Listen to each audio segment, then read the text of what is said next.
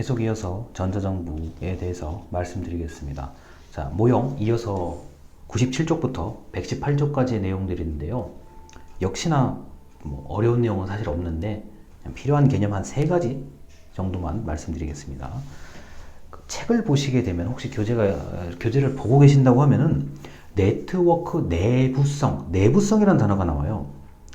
제가 이게 처음에 뭔가 해서 봤는데 휴대전화 가입을 생각하실 때 이동통신사 가입 생각하면 이거 이상 쉬운 예가 없더라고요. 자, 내부성은 이런 겁니다.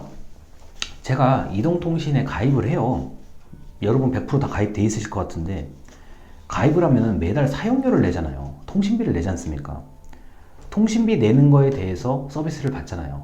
요금제가 있잖아요. 뭐 45,000원, 55,000원, 65,000원 제가 현재까지 알기로는 한 달에 10만 원이 거의 모든 게 무제한이 아마 10만 원 정도일 거예요.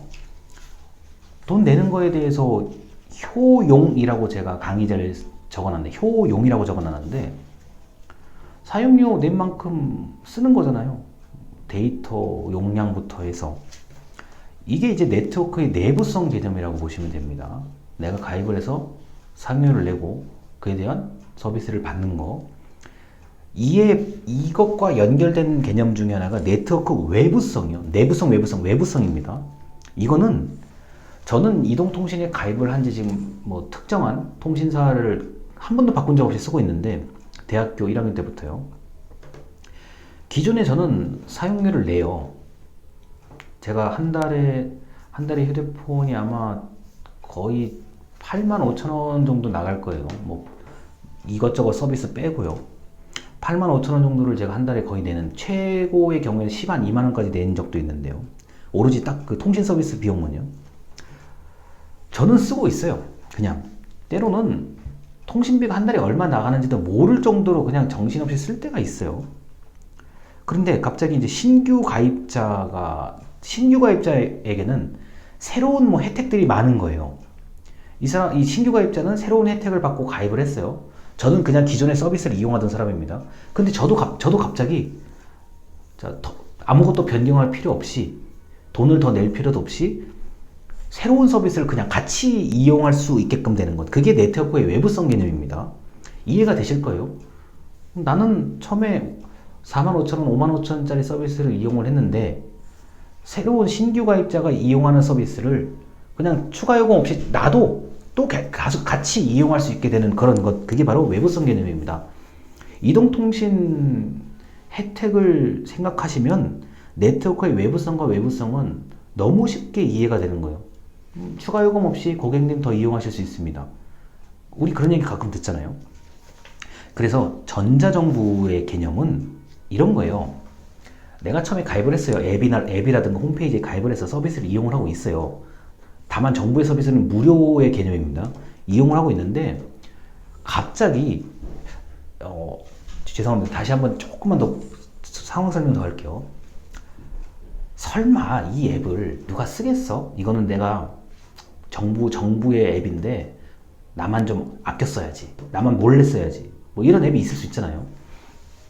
쓰고 있는데 갑자기 그게 인기가 좋아져가지고 엄청나게 사람들이 가입을 하기 시작해요. 그러면 특히 신규 가입자한테는 이것저것 많이 좀 더 서비스가 좋은 것 같은데 나는 기존에 가입해서 열심히 쓰고 있는데 왜 나한테는 혜택이 없지? 그게 아니잖아요. 기존에 가입됐던 분들까지 그냥 똑같이 혜택을 많이 준다. 정부도 이게 정확하게 적용이 돼요. 그래서 네트워크가 오히려 커지면 커지고 옆에 서비스가 연동되면 될수록 기존의 가입자도 덩달아 혜택을 보게 되는 경우들이 있죠. 이게 바로 네트워크의 외부성이고 내부성, 직전에 설명드렸습니다. 저는 그런데 이 부분을 이동통신 가입을 생각하시면 거의 100% 이해가 된다고 봐요. 이렇게 규모의 경제, 규모가 커지면 커질수록 특별히 투입되는 비용이 늘어나지 않고도 산출이 커지게 되는 이른바 우리가 대량 생산 개념이 바로 규모의 경제죠. 이거는 인터넷에도 그대로 적용이 되는데요. 우리가 지금 어떤 한 가지 서비스를 가입을 해서 이용을 하면은 포인트가 적립되고 이런 거, 마일리지 적립되고 이런 게 있잖아요. 그리고 하나의 카드나 뭐 하나의 서비스가 다른 거에도 연결이 되잖아요. 이게 규모의 경제 개념이고 인터넷도 당연히 적용이 되죠. 아니 오프라인에 있는 것을 온라인으로 구현한 거 아닙니까? 그러면은 당연히 오프라인에 있는 규모의 경제를 온라인으로 끌어오는 게 정상이죠. 그리고 많은 고객들이 또 그런 걸 요구하잖아요. 특히 신용카드 개념이 특히나 심하죠. 자, 여러분 이 카드 하나 만들면 이걸 가지고 놀이동산을 어떻게 할 수 있고요. 영화를 몇 번 볼 수 있고요. 자, 만약에 카드 사용 실적이 우수하다. 그리고 신용카드 결제가 뭐 면체되거나 미납된 적이 없다. 그리고 뭐 1년에서 3년 동안 뭐 꾸준히 액수를 이용하고 있다고 하면은 가끔씩 1년에 한 번 전화가 오죠. 고객님, 우수한 실적으로 몇 가지 10개 중에 뭐 한 가지를 선택하시면 이용하게끔 해드리겠습니다. 그 뭐 비행기 한 번 무료라든가 뭐 등등 이런 게 있잖아요.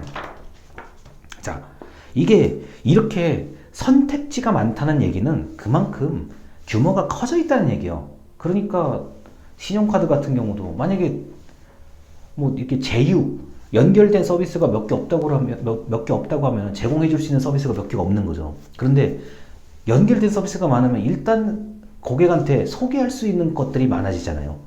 이게 바로 규모의 경제의 개념이고, 서비스의 증가는 다른 서비스의 증가로 연결된다. 예, 같은 맥락의 얘기입니다. 그리고 이제 책에 성찰성이라는 단어가 나오는데 이건 윤리성, 성찰하다. 예, 윤리성의 개념이고요. 전자정보에 관련된 개인과 국가가 모두 윤리적인 면은 중요하고, 전 대표적으로 정보 보호, 그리고 정보의 오용과 남용, 잘못 쓰거나 과하게 쓰거나 이런 것들은 조심해야 되는 부분이고, 이게 전자정보는 이게 특징이 하나 있어요. 법률이나 제도가 현상의 변화를 따라가기가 쉽지가 않아요. 이게 유행에 맞추기가 쉽지 않은 그런 좀 부분이 있기 때문에 이 윤리성 부분은 좀 개인의 의식, 그 담당자의 의식, 스스로 지키려고 하는 마음, 무언가를 좀 보안에 대해서 유념해야 된다는 마음, 이런 것들이 무엇보다도 중요하다고 하겠습니다. 그래서 이 전자정부에 관련된 얘기들은 우리가 이미 너무나 뻔하게 활용하고 있는 거라서 굳이 정부가 아니더라도 일반 기업이 제공하는 서비스, 그리고 대학교가 제공하는 서비스들도 한 번쯤 앞으로 이 외부성, 내부성의 문제가 도입이 되지 않을까 싶어요. 이건 지극히 저의 개인적인 생각입니다. 우리 대학교마다 나름대로의 앱이 있잖아요. 뭐 이렇게 출결도 확인하고 뭐 이런 거 있잖아요. 아마 이런 앱이 발달하다 보면은 다른 기업과 연계해서 뭐 앱을 설치하고 뭐 일정하게 가입을 한다던가, 뭐 자, 며칠부터 며칠까지 뭐 클릭하는 사람 무작위로 추첨해가지고 상품을 준다든가, 우리가 학교 홈페이지를 하루에 한 번 정도는 졸업하기 전까지는 들어가 보시는 게 맞다고 봐요, 저는요. 왜냐하면 자기한테 필요한 온라인 서비스가 있을 수 있기 때문에. 뭐 신청하라, 선착순이라 그러면 이게 무조건 홈페이지 접속한 사람이 유리한 거거든요. 앱도 마찬가지로 뭐 어떤 특정한 서비스에 선착순을 한다든가, 아니면은 뭐 기업이 홍보를 하려고 할 때 대학교에 있는 앱을 통해서 뭐 선착순 100명에게 뭘 준다, 뭐 이런 거 있잖아요. 지금은 좀 여러 가지로 어려운 점이 있겠지만 시간이 좀 흐르면은 모든 대학교가 앱을 가지고 자유롭게 무언가를 할 수 있을 정도의 시간이 어떤 조건이 된다고 하면, 제가 볼 때는 금융 서비스라든가 기업이 100% 제휴가 될 거라고 봐요. 얼마나 좋아요. 예를 들어서 지금 이 영상을 보고 계시는 여러분들은 도합 2만 명이에요. 2만 명이 좋든 싫든 일단 입학해서 졸업까지 2만 명의 앱을 깔고 접속을 해야 되는 거 아닙니까? 한 번씩이라도. 그러면 기업 입장에서는 뭐예요? 고정 고객이에요. 한 번쯤 시제품, 그러니까 프로토타입을 좀 공개해서, 얘들아, 저 대학생 여러분 이거 좀 한번 좀 해보고 좀 아니다 싶은 거 진짜 다 지적해보라고. 우리 게임 베타 테스트 하듯이요. 그럼 또 관심 있는 사람 보고, 이거는 뭐 접속이 느려요, 디자인이 마음에 안 들어요, 좀 우수하게 좀 평가해주는 학생들한테 뭐도 좀 주고, 충분히 가능하다고 봐요, 앞으로. 그리고 그게 일상화되지 않을까 싶습니다. 너무 아까워요. 제 개인적인 생각인데, 이 대학교의 이 많은 인원이 앱이나 홈페이지를 가지고 뭘 할 수 있는, 연동해서 할 수 있는 거리가 전 분명히 많다고 보거든요. 그게 어떤 이유인지 모르겠지만 아직까지는 발전하고 있는 단계니까요. 할 수 있다 그러면 굉장히 좋은 것도 많아요. 특히 특정한 지역을 대표하는 학교. 자, 지방의 거점, 특정한 지역에 자리를 잡고 있는 대학교 같은 경우는 그 재학생들, 휴학생들을 잘 활용한다고 하면 서로 정부도 좋고 기업도 좋고 대학도 좋은 그런 일들이 아마 앱을 통해서 일어나지 않을까. 제가 이제 작은 좀 무모한 희망을 한번 가져봅니다.